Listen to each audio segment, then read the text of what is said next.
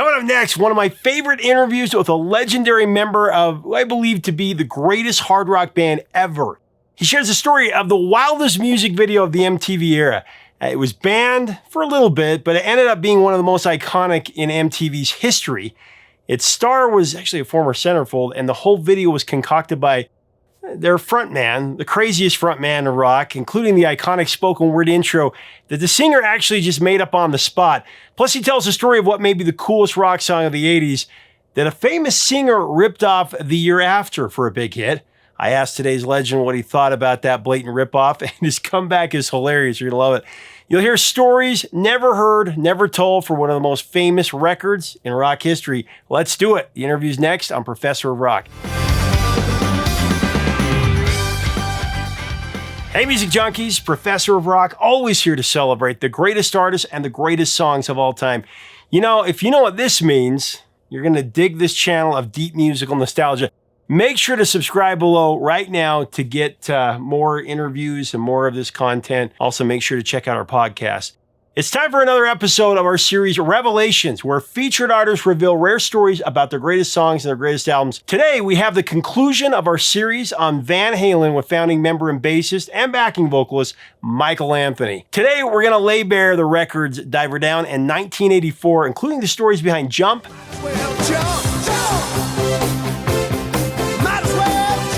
Panama,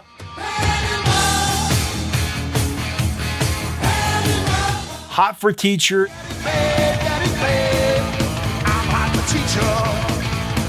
I remember one of the coolest things about Hot for Teacher was that drum intro, and everybody was trying to figure out how Alex Van Halen did that for years.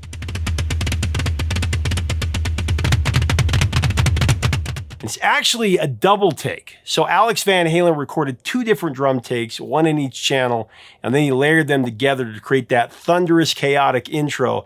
It's definitely one of the most explosive openers in rock history, especially if you're listening to it in headphones. And of course, it fit the Risque video perfectly. Next, Michael Anthony tells us the whole story behind that. It's pretty funny. David Lee Roth concocted the concept, and the actual teacher in the video was an actual Playboy model. The hot teacher was played by Lillian Mueller, a former Playboy Playmate of the Year. That gave the video even more controversy, and it was actually Eddie Van Halen's favorite song to play live. True fact. And the iconic spoken word intro by DLR, I brought my pencil, give me something to write on.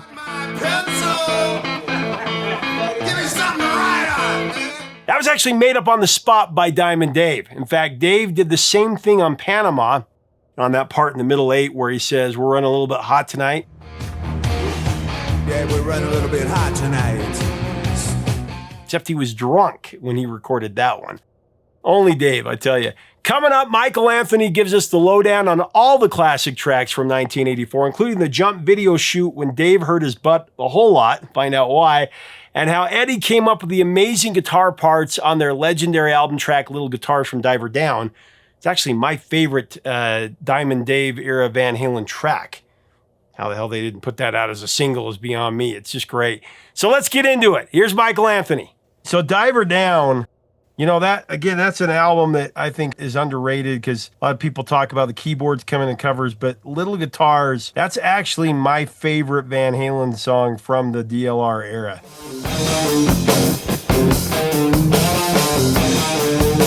That was one of my favorite songs to play live on stage. Yeah. The jam at the end of that song, there was no heavy guitar soloing, but just Ed playing the lick and us just banging away at the lick.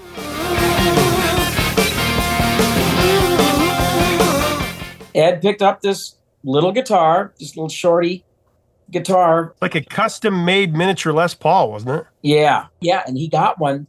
And so obviously he started goofing around on that thing, and that's how that whole song came about. Señorita, I'm in trouble again, and I can't get. The title of the song came, Roth, he saw it, hey, yeah, let's call it Little Guitars, He didn't even care what the music or what the lyric content was going to be about. He just saw the little guitar, so let's call it Little Guitars.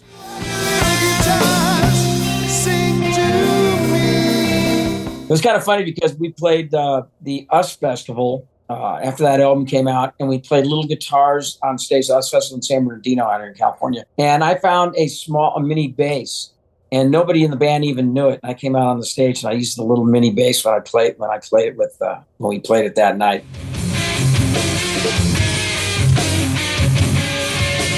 You know, that was just Ed getting a new toy and goofing around with it, and all of a sudden that's what came out of it.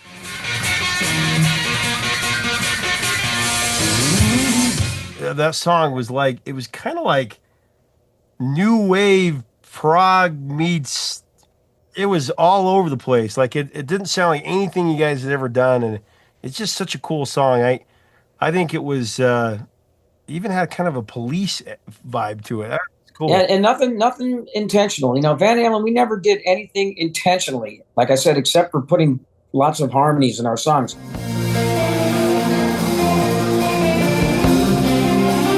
We always used to say, you know, if you can't please yourself, you know, we're not going to write songs for other people. You know, we weren't into writing hit songs, so to speak. Whenever an album came out, we would let the record company pick out the lead song that they want to play on the radio, because we loved them all. You know, we just said, hey, you guys go ahead and pick it. You know, but we would not intentionally write to try to have a single. Even Jump.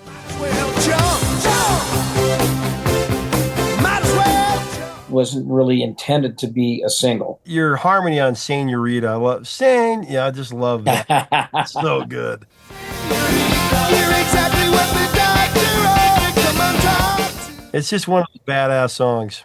Yeah, I don't remember too much of how we came up with, you know, all that stuff, but you know, because that's more of a Dave actually's one of the songs where he really kind of sings on that song, you know.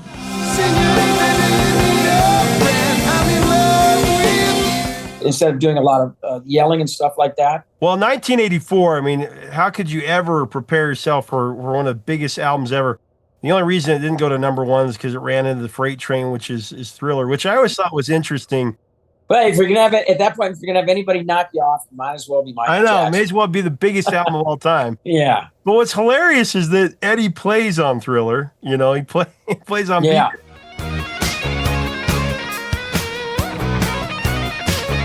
And that was really the song that put it over. In fact, I read somewhere that Beat It was the song because it kept the album sales going, that kept Van Halen from number one on 1984. But Yeah, and I don't know the total story behind him playing, you know, because I know Steve Lukather played a lot on that album. And Eddie didn't even want any kind of credit for doing that, you know. Michael Jackson and Quincy Jones called him up, you know.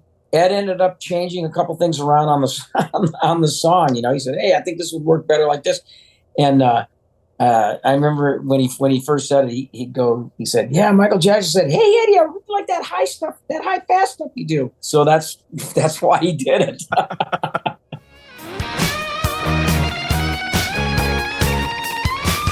these are three of the biggest songs ever on 1984, Jump, Panama, and Hot for Teacher in so many different ways. But Jump, this was a song that Eddie took a lot of shit about. He took a lot of heat from Dave. Yep. A lot of heat from Dave. You know, Dave, he actually put it to Ed, hey, you're a guitar hero. You're not a keyboard player. You know, what are you trying to do here?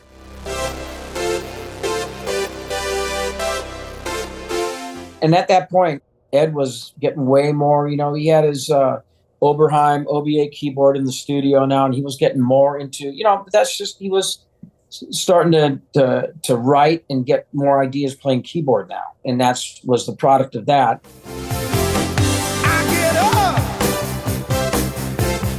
Dave finally caved. I mean, when Dave was at the studio and Ed Allen and myself would jam the song, just the music, you know, we thought it sounded great, you know, because it was just it was a different flavor, just a different layer of sound.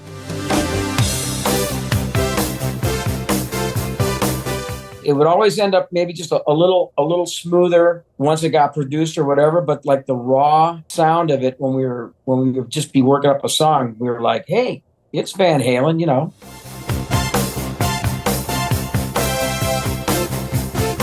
The keyboard would get a little bit more smoothed out in the production because some of these when we worked up, Ed had a B3, Hammond B3 in the studio, and he had the Wurlitzer, the horn and everything. When we would be jamming stuff in the studio, it was grindy and freaking, you know, and a couple of songs that we've done with keyboards, I think could have been a little bit more heavier.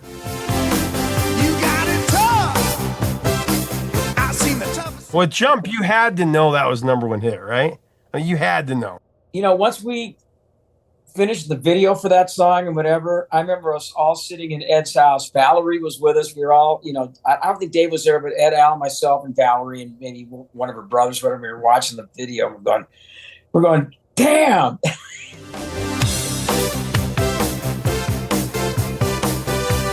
Because we had never done anything like that before. Never, And I thought it was really cool because, it was different. And, obviously you don't want to stay the same your whole career, because then you get stale and you end up, writing everything sounds the same, and, you don't evolve as a band and grow as a band. And I think that was the one song that really stepped us out of the one mold, and we were growing towards a different thing. Can't you see me standing here? I got my back against the record machine. And that's forever. That video, I mean, it's so iconic with all you guys and the good time band that you were, the party band that having fun, working off of each other, and the feeling there. I mean, that MTV, it was a perfect timing with MTV. Yeah. When we did that song, that had been after, like, we done videos for like Pretty Woman, where I'm a samurai war. We're all dressed up and we're acting, and we would always say, Ed, Al, and myself would always say, we're not freaking actors.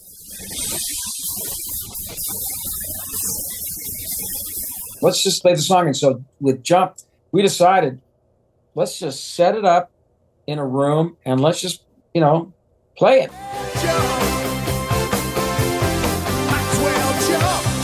Let's just be Van Halen without any kind of costumes or effects and all that stuff. The one thing, though, that at the end, Dave wanted to do his flip. So he did a backflip, and then they turned it around and made him flip forwards.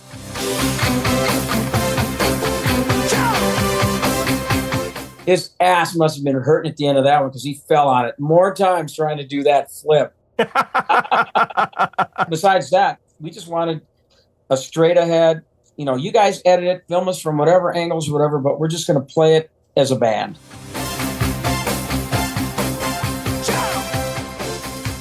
Well, Panama, I mean, one of the greatest rock songs ever, and another one that has a killer video.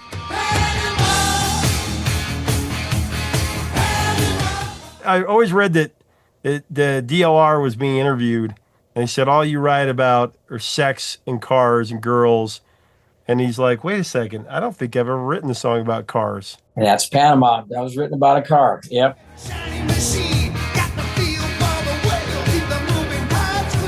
A lot of people think it's about 2 or 3 other things, but it's about... Yeah. No, that was totally written about a car. Just a straight ahead rocker, I remember us jamming, working that up. Of course, the video, I got elected to be the guinea pig, the first guy to swing on that line with my Jack Daniels bass, and boy, that harness was pretty constricting right around the crotch area.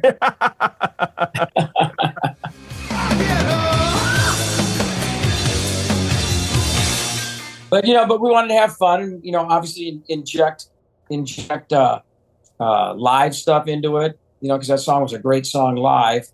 We had a guy, Pete Angelis, who worked with us. He was our lighting director, and would jump from that into being a lot of the production side and creative side of when we would do videos.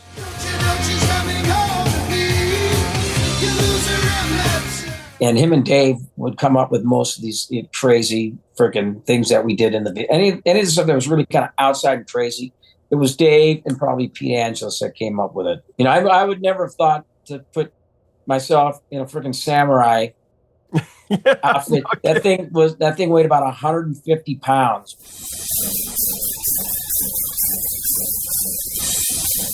Did you guys ever have like a conversation? I was always curious about Glenn Frey. The next year had this massive hit with The Heat Is On. The heat is on.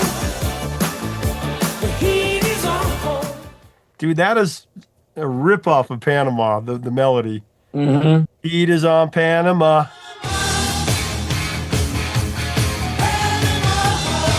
No, we never really thought much about that or whatever. I just thought that it was, it just reminds me of Miami Vice every time I hear it, because that was around that era and I think when he started an episode or two, he was in a couple of episodes of that. Man, you ain't kidding. Well, that Jack Daniels whiskey, though, the base, product placement coup, man. It all just stemmed from people saying, you drink so much freaking Jack Daniels, you ought to make a damn base that looks like a Jack Daniels bottle. And so we did.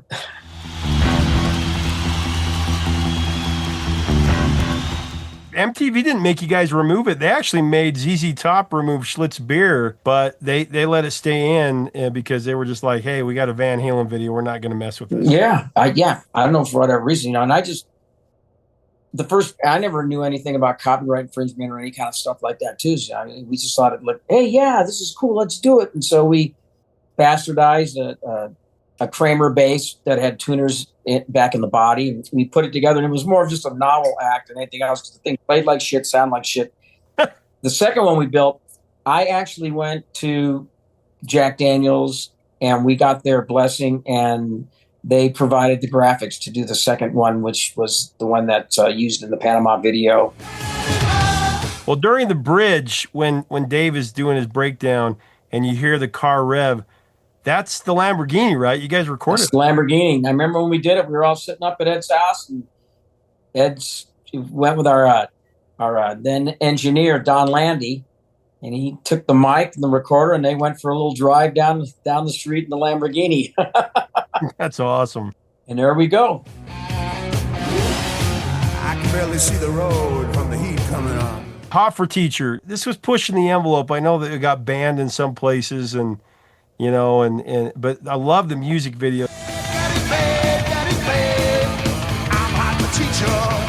On a lot of the albums, because we had other albums like The Full Bug and whatever, we always wanted to try to maybe put one song that was kind of like a real smoker on it, that was, fast, boogie type of song. And Ed came up with that one lick, and we just worked that up. Oh, wow, man. The video's classic.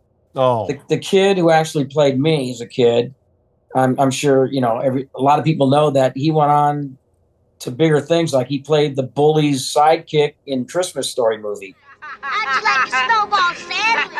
Yeah, shooting that video was crazy. We having those kids around. Yeah, and then we had Phil Hartman voice Waldo in that one. Yeah. Oh, Mom, I'm not like other guys. And that was Dave and Pete Angelis. They concocted that whole frickin' thing up.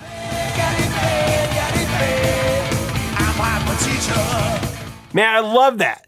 Make sure to leave us a comment. Appreciate you watching. Really, Michael Anthony is so much fun. We're actually going to do a whole other interview covering the Sammy Hagar era, and we'll get all those stories from Michael Anthony on that. But it's just so much fun. Leave us a comment about 1984. It's just funny that Michael Jackson Thriller was the album that kept it out of #1, and Eddie actually helped craft one of the biggest singles there on that one. It's just funny. If you like our content, we invite you to subscribe. We'd love to have you as part of our community. Till next time, records and the truth, my friends.